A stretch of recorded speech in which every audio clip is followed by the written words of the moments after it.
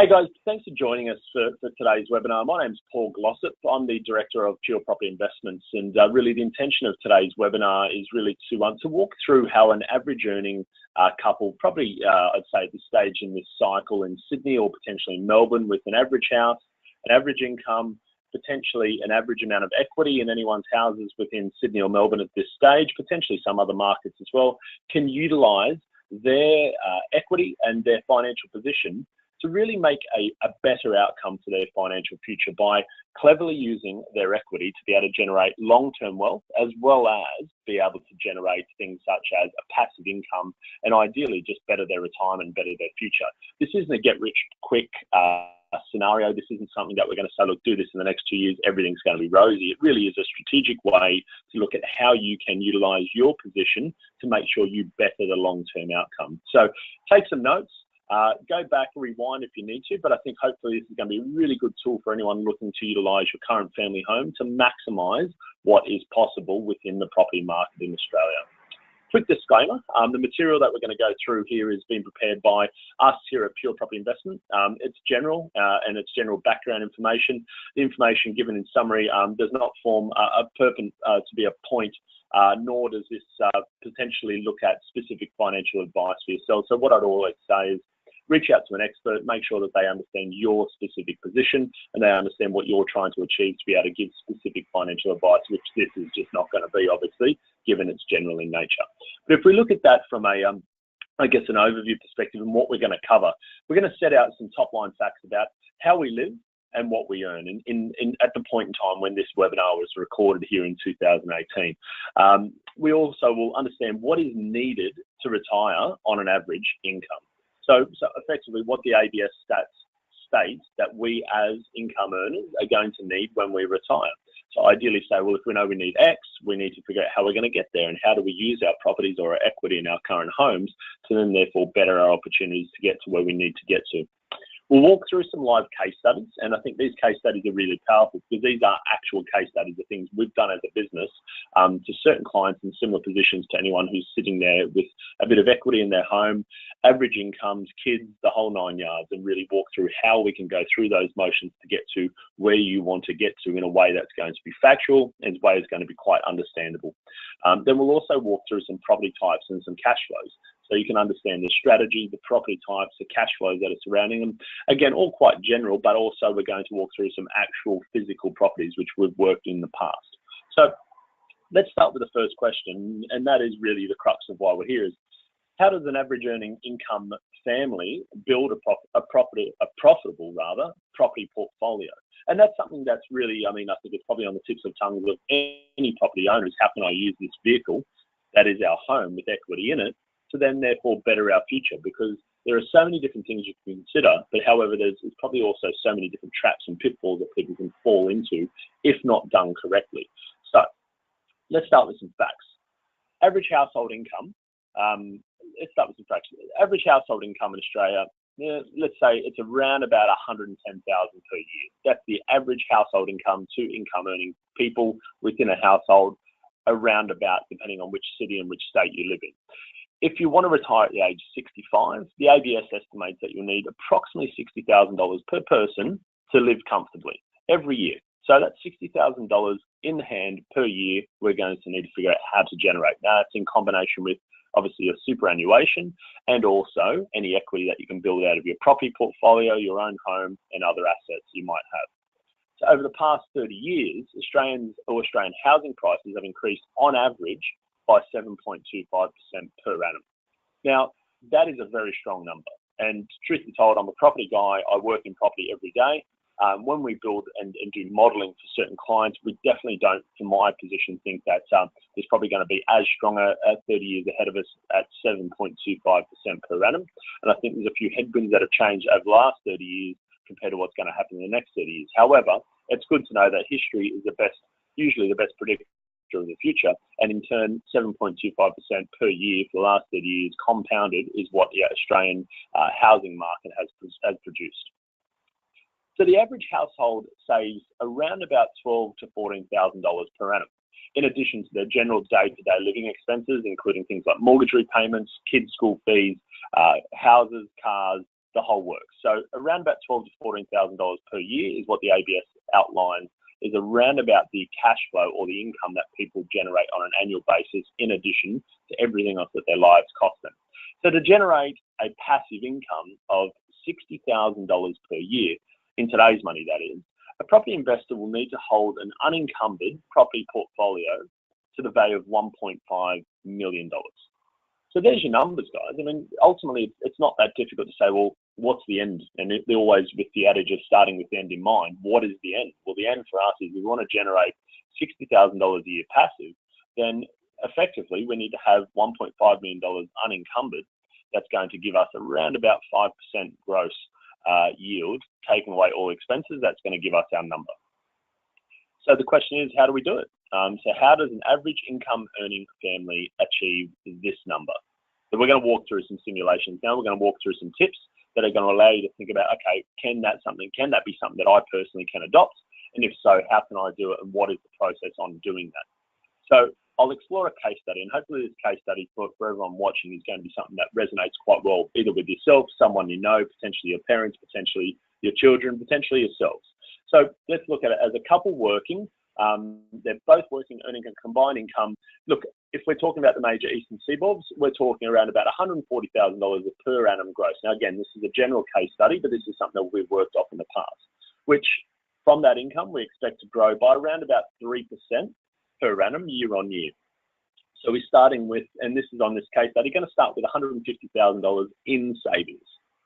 So we've got $150,000 sitting there in savings, and they're saving 5% of the net annual earnings. So effectively, they've got $140,000 per year gross household income, and we've got a net annual earnings of $20,000 per year. So they're saving that 5%. So we get 20 grand in the bank in addition to where we're sitting. Currently, Principal Place residence is valued at $900,000, which if you take into account Sydney and Melbourne, that's probably going to sit pretty close to the middle of both of those averages at 900 grand and have a $400,000 mortgage. So they've probably owned that house for maybe 5-8 years and probably bought it at around about the $500,000 to $700,000 price point, paid off a little bit and also saved in the meantime. So which they want to pay off in 20 years. So let's say they're around about their mid-30s, etc., maybe late 30s, early 40s. Long-term 20-year objective is to build towards a $60,000 per year passive income in today's money.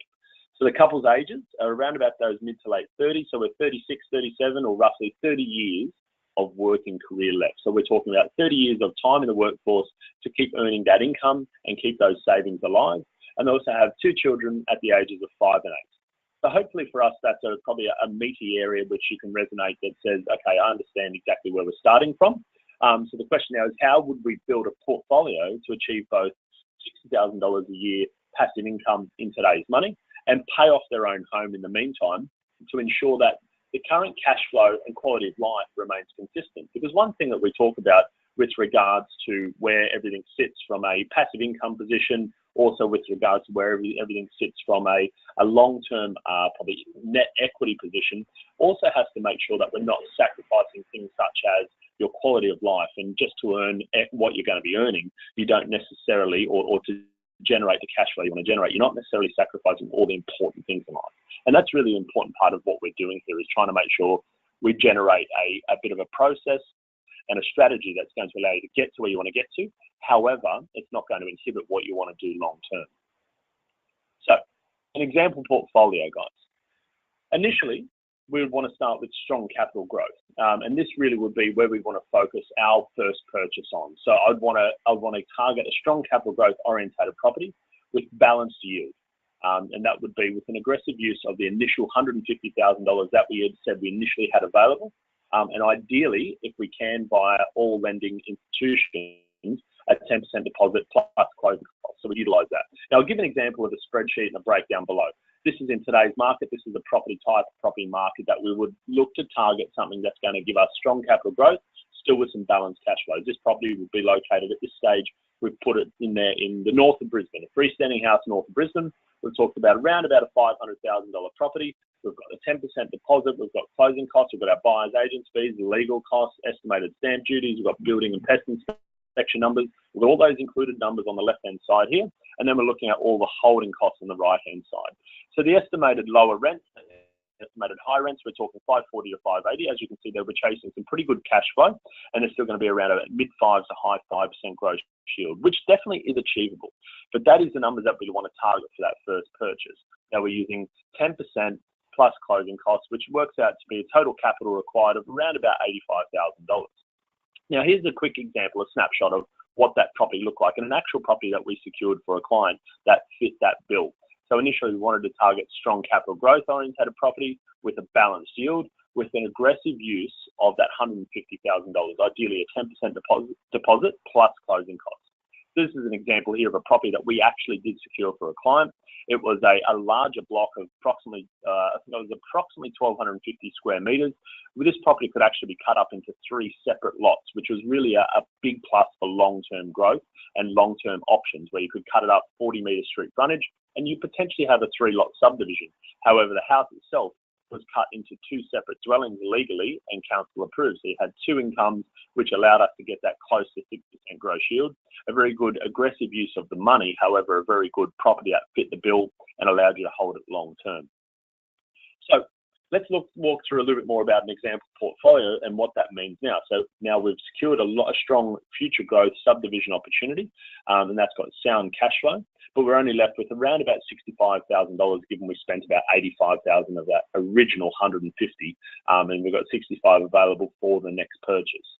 So the next steps would be to target a balanced growth asset with sound cash flow to ensure that we can continue to save and keep the banks on side from a serviceability perspective long term, which is a very important part, which I think a lot of new investors don't necessarily consider, or they don't get the right advice from either their broker, their buyer's agent, their accountant, potentially even their financial planner, is the fact that just because you have a pot of money to spend, if you're wanting to build a profitable property portfolio, you really need to factor in what are you going to be able to do to be able to not only hold those properties, so cash flow and understanding your own personal cash flows, but also making sure that you understand banking policy, credit policy, and how each property is going to position you with each bank.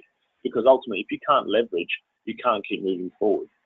So that's a strong part to make sure you've got the right advice early in the piece before you buy, before you put pen to paper on contracts. Understand these structures. I digress a bit, but I think it's a very important part that I'll keep reiterating throughout this web class. So on those fronts, look, the example below ultimately is a property that we would look at as a supplementary property to that first investment. We want to get future growth subdivision, which we've got out of that first property. Now we want to target a balanced growth asset with sound cash flow to ensure we can continue to balance our books, keep saving, and keep the banks on site. So in this example, we bought a property in Hobart. Now this is an actual live property that we secured for a client. Approximate purchase price, $198,500. Loan amount, again, if we could access 10%, we've got all the ingoing costs there. We've got deposit of approximately $40,000, stamp duty of approximately $6,500, legals, buyer's agents fees, building inspection. So just short of $60,000 is our ingoings. We've got all our outgoings.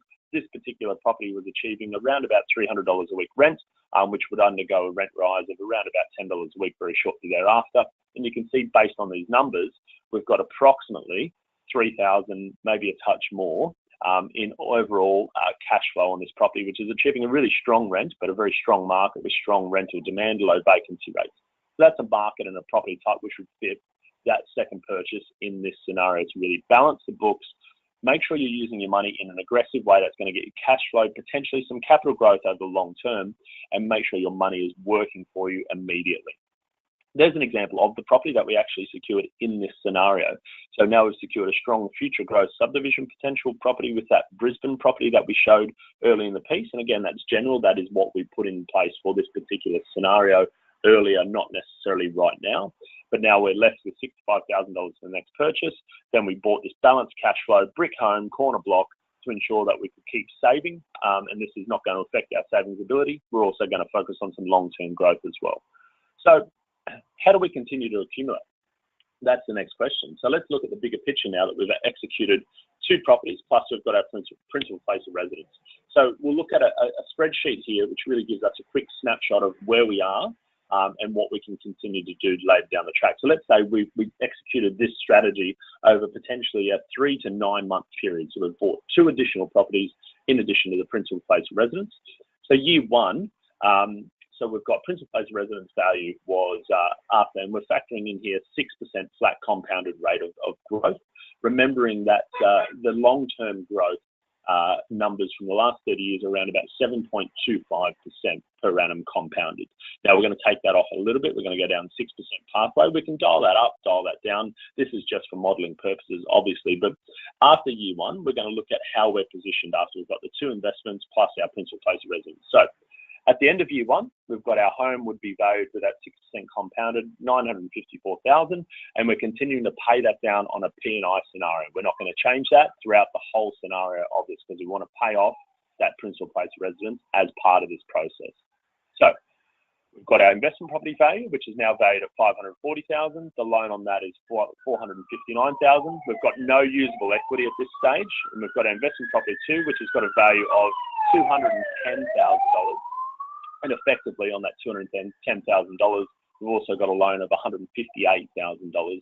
And effectively on that, we're potentially, if we went down to 80% as far as the total LVR, we would have potentially on that process on investment property 2, around about $9,000 to use in equity upside.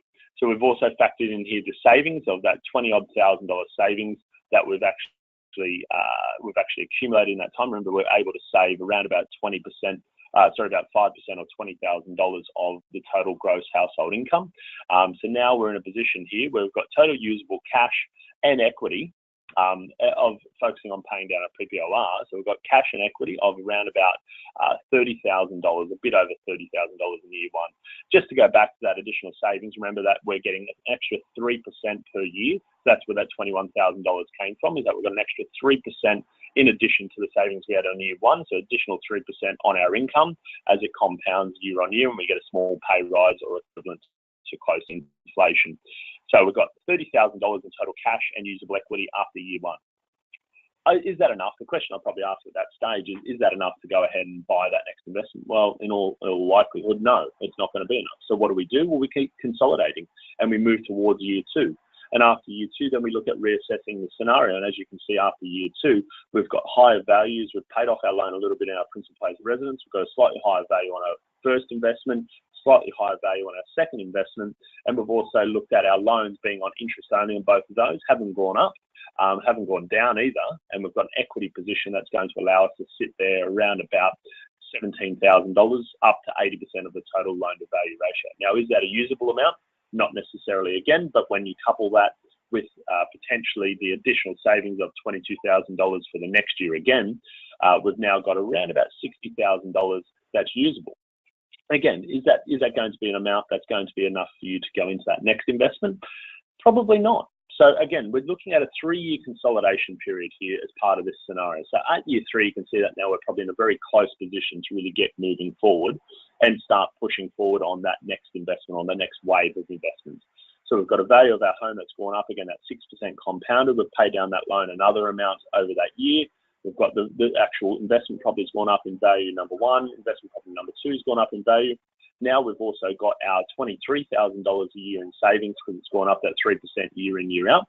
And we've also now got that compounded over time. So in total, you can see at the bottom here, total usable cash and equity is now sitting at $122,000. That's compounding your savings, that's compounding your equity that you're building up. Only your investment properties, we're not touching the home here, we're still paying that down. And we're at the point now that it is time to reinvest and layer in that next purchase into the investment property portfolio. So if we fast forward and we're at year 3 now and we've done all that good work initially, got things in place, got our cash flows, got the property types, got the cash flows that are going to allow us to keep saving, here's the point where it's going to be time for our next investment. So we have a sound base of strong land holdings, as well as a development upside and a cash flow neutral property in our portfolio. So the aim now is, with an accumulated deposit, is now to continue to focus on a sustained growth with an eye or a balanced cash flow approach to ensure that we don't hurt our savings position, which is very important in this whole strategy, and have a keen eye on serviceability for future purchases. So again, serviceability is key, making sure you're not affecting your cash flow is key, but ensuring that really the long-term objective here is capital growth. That is what is going to allow us to get to where we need to get to. So we need to buy good quality assets in growth areas that are going to be supported by jobs creation, population growth, and a limited amount of supply that can come and affect our total growth over the long term. So if we look at that from an example here, that property that was purchased next was in Southwest Melbourne. Southwest Melbourne purchase price of $425,000.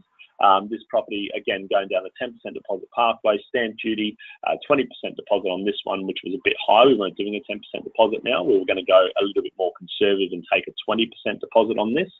We've factored in things like buyer's agents fees, legals, and building and pest inspection. We're talking about a total of $112,000 all in. So remember, we had just around about 120 grand to spend as far as cash and equity to use, and we've utilised 112,000 for this next purchase. Now, this property here, we're factoring things like council rates, water rates, property management fees, estimated repayments, building insurance, landlord's insurance, and an approximate 5.2%, 5.3% gross yield. And again, this is a live workings on a property that we actually did secure. So I can assure you that these properties are attainable because these are numbers from a particular property that we secured in this market with these numbers. So we're talking about here a balanced cash flow position of approximately cash flow neutral in this scenario. So this property itself, I can show you here, which again, if we look at where we sit now, we have a sound base of a strong land holding property, which can be subdivided down the track. It also had decent cash flow. We looked at a high cash flow orientated property that's still got some good growth orientation towards it. That was within Hobart in this example. And now the aim was to look at with our accumulated deposit, continue to focus on sustained growth over the long term with an eye on balanced cash flow and an approach to ensure that we don't hurt the savings position for the long term, as well as keeping an eye on serviceability. Now, I told you that serviceability would be something that I'd consistently probably harp on a little bit in this web class, as well as cash flow and making sure you buy good quality assets which are going to fit that bill. This particular property was in Southwest Melbourne. Now, is it time in this market, given whenever you're, I guess, going to be getting through the webinar? Maybe, maybe not, but it's the property type that has those fundamentals that we're looking at: sustained cash flow, a good quality asset that's going to allow you to sit in a position that's going to get you strong growth, strong cash flow, as well as keep you on side with the banks. One common theme you probably have noticed is that none of these properties are new. None of these properties are off the plan. And something that I personally very staunch on is I think having the right team to be able to go and secure the right assets for you based on these scenarios shouldn't involve and doesn't have to involve a brand new or an off the plan. Ultimately, these established markets are really where you're going to get the larger uptick, the better opportunities for growth, the better opportunities for cash flow, as well as be able to make sure you can service them. The banks want to lend you. There's a good quality assets in good quality locations that fit your specific strategy. So you can see here, this is the property, I think from memory, it was on approximately 600 square metres, had side access.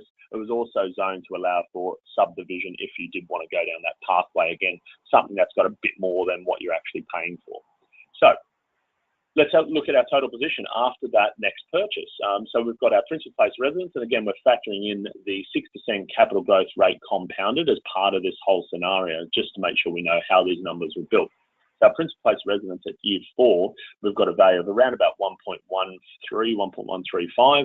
Our loan is slowly but surely being paid down, and part of our strategy is making sure that we don't take away from our cash flow so we can't keep paying down this loan. That's one of the most important parts of this whole scenario. You can't rob Peter to pay Paul and ultimately in 20 years' time not be in a position that's going to be any better from your own principal place residence. Investment property 1, you can see that the value is still creeping up. Investment property 2 that we bought 3 years before, same thing. Investment property 3, you now got obviously in your portfolio, there's not going to be any usable equity because you've just accumulated that property.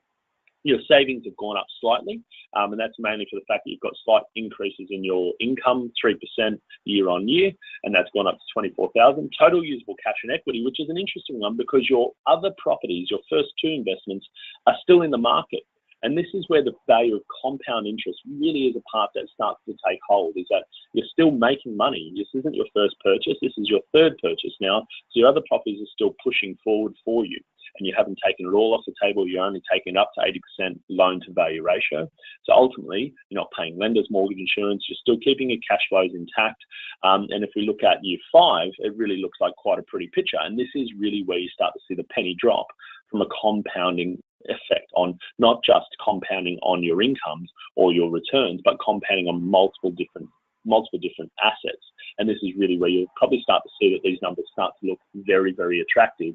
As long as you've bought right, you can hold, your serviceability is in place, as well as you can continue to save, and buying the right assets to allow you to do these things is one of the most crucial parts to be able to allow you to build a bigger portfolio. And probably the reason why the statistics support the fact that unfortunately only, usually around about 82% of investors only will ever buy one investment property. And it's mainly for the fact that they don't do these things that we're outlining in this web class, is buy strategically, understand your cash flows, make sure you can get the right finance that's going to structure it specifically to what you want to do, balance your income as far as being able to make sure you're still saved, and making sure you're still paying down your principal place residence as part of this strategy.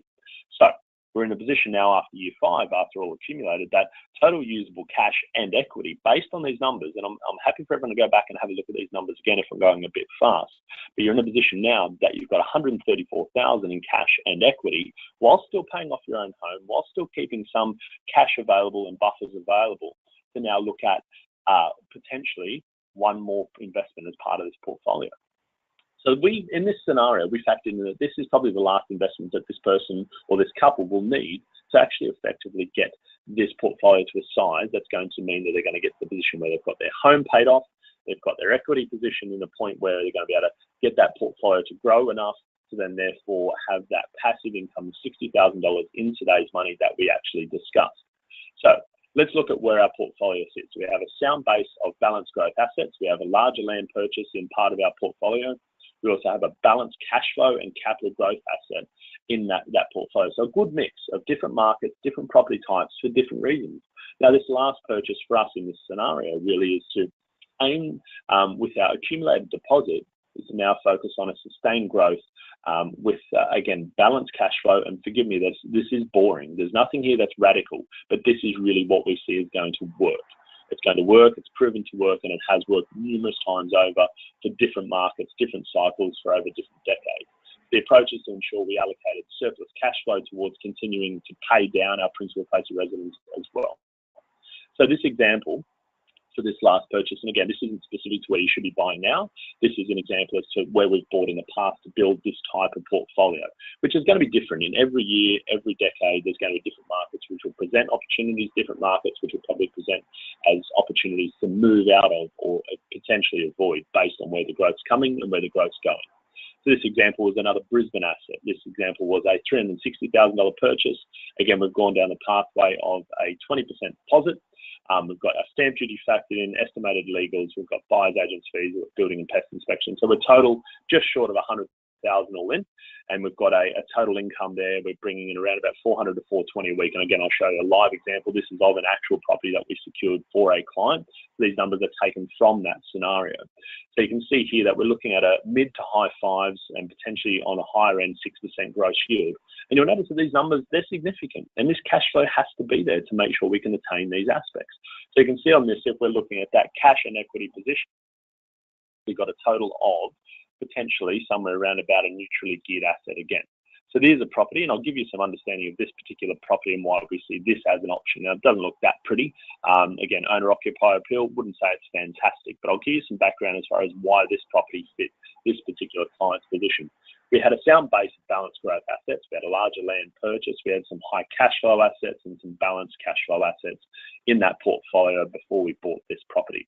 So the aim here was for sustained growth and balanced cash flow. Now, this property, again, had two incomes, and probably for us, really the most important thing is this was actually a property that was within about 600 metres walk to a brand new train station.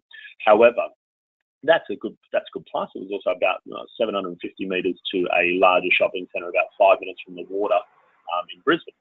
But this particular property had recently been rezoned for 21 metres. Now, with a basement car park, our estimates were that was going to be somewhere between 4 and 5 stories worth of unit block development potential.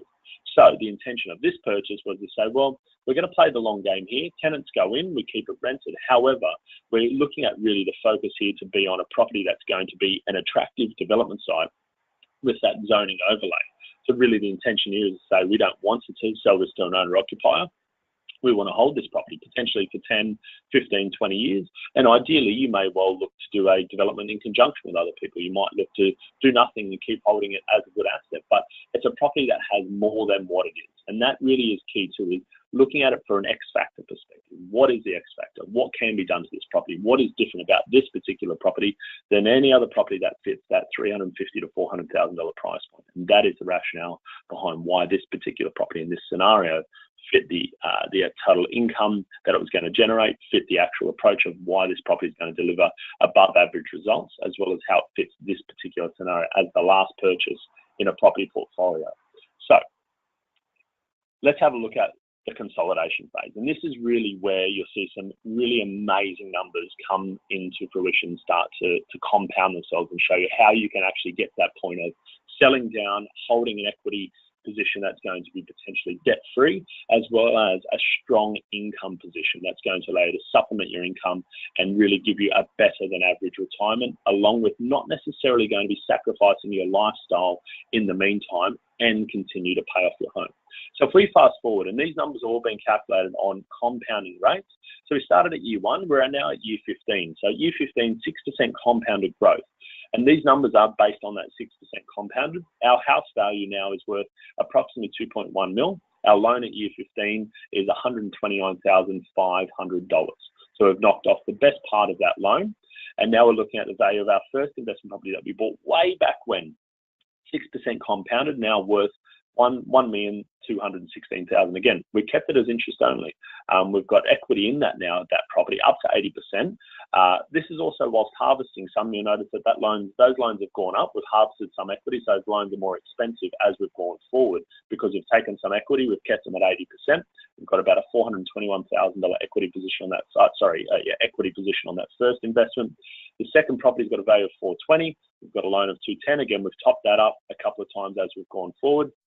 Equity position there of approximately $160,000. Property 3, again, we bought that a little bit later in the piece, so we had to wait a couple extra years for that equity to come through. A value of $674,000, a loan of $349,000. You can see there, and then we've also got an equity position of $190,000 up to 80%. And the last property that we purchased was $574,000 value now, 15 years on. Again, we bought that later in the piece, and we've got a loan of $288,000, and we've got an equity position of that of $172,000 up to 80%.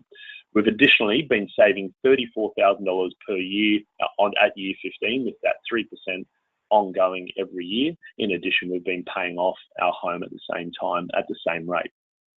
So total usable cash and equity at year 15 is $1.138 million.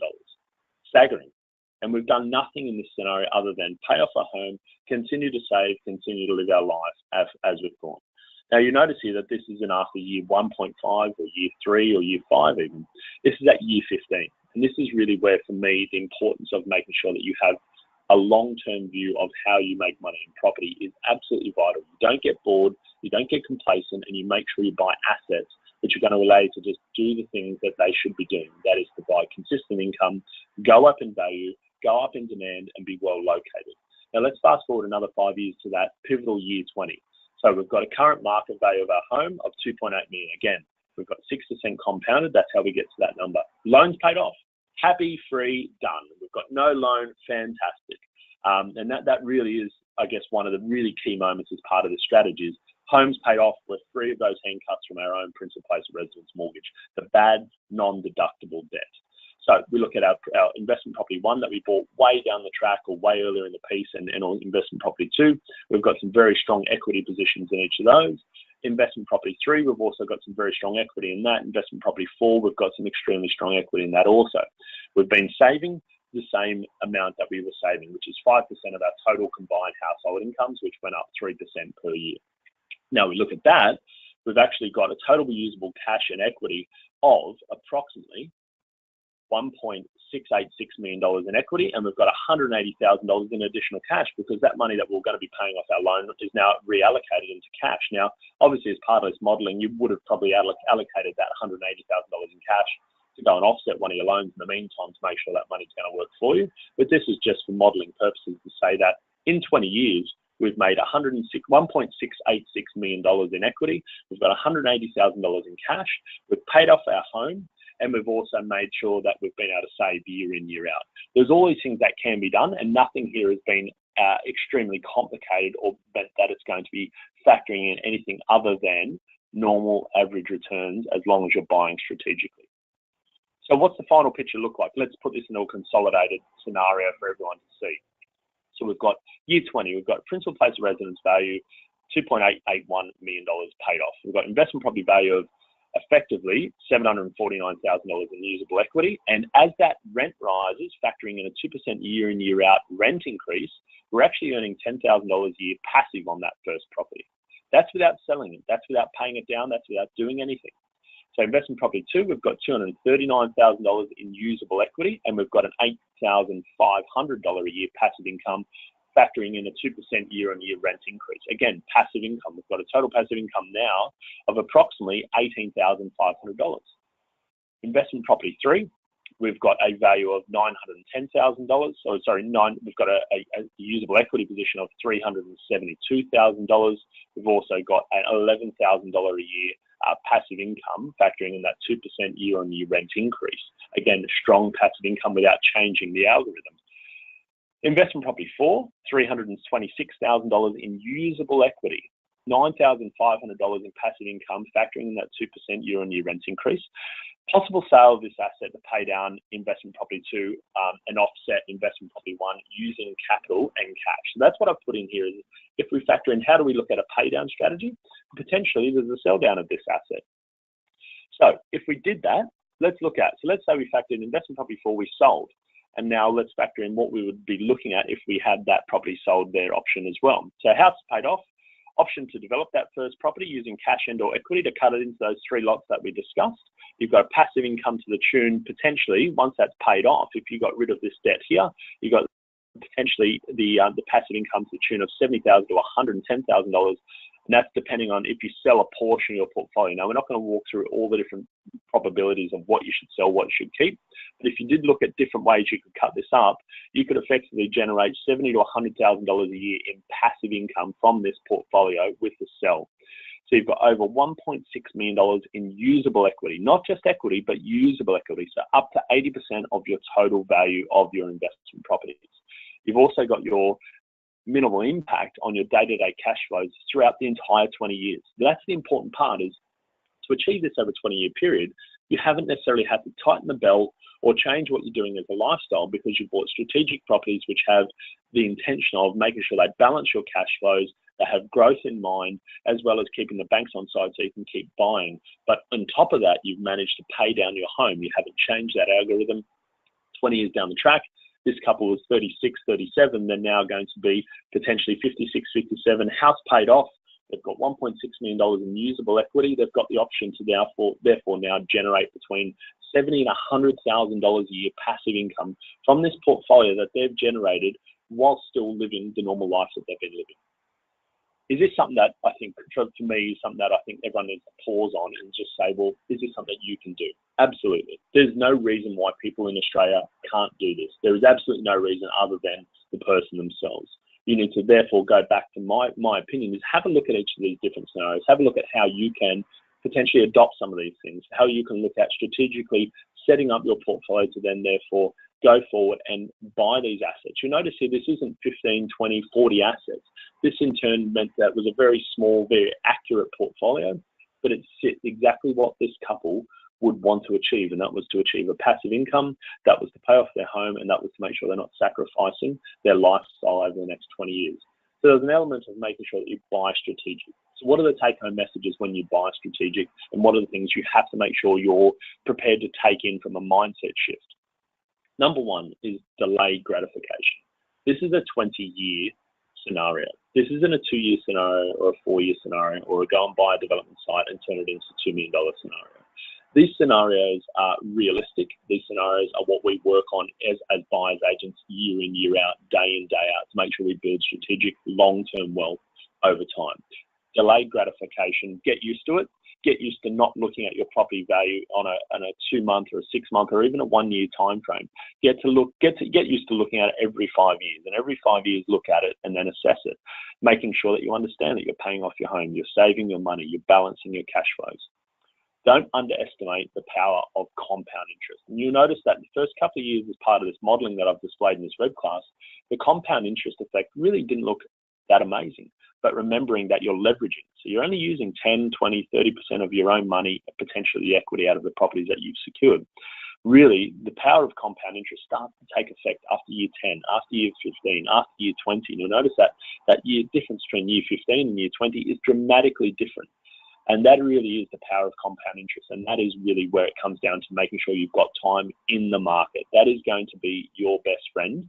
But time in the market is always going to be hand in glove with regard to making sure that you personally can afford to hold those properties to keep the time in the market. And that's key, is if you don't buy properties which you can afford to hold, you're not going to get time in the market to get that outcome. So time in the market and making sure that you don't underestimate the value of compounding interest. Now that goes into what I was just speaking about, is really balancing the books, making sure you understand your cash flows. You don't underestimate what it takes to hold properties. You don't underestimate what you're buying and the property that you're buying, and why, if it's got a negative income of $5,000, $6,000, $8,000 a year, why that's probably not okay in a lot of scenarios, and that you can't necessarily hold multiple properties that have a huge negative cash flow effect unless you are personally on a high income position. And again, in this scenario, we had an average income earning couple, approximately around about $140,000 a year in the household gross. So this wasn't a couple that had surplus cash flow. Making sure you balance your books, be true to yourself. Don't fudge the numbers. Make sure you know how much you've got, how much you can allocate to your savings, as well as how much you can afford to repay off your home to make sure you get to that end goal with a clear mindset and also being truthful to yourselves.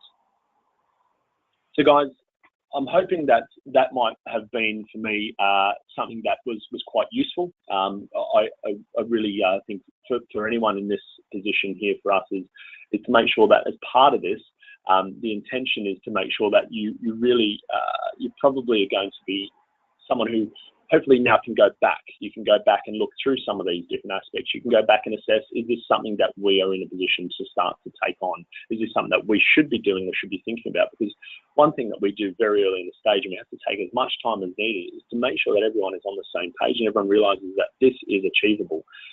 It's a 20-year plan in this scenario. It can be quicker, it can be longer, but it depends on where you're starting. But I think for me, really what I want to hit home, and the point that really is resonating for this web class, is the fact that all of this is extremely achievable.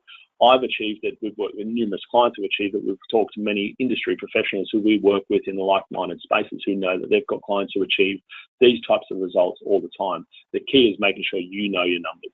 So guys, reach out to us and make sure that at any time, if you do need to speak with anyone in our team, 1300 985428. You can catch us at purepropertyinvestment.com, our Facebook, socials, etc.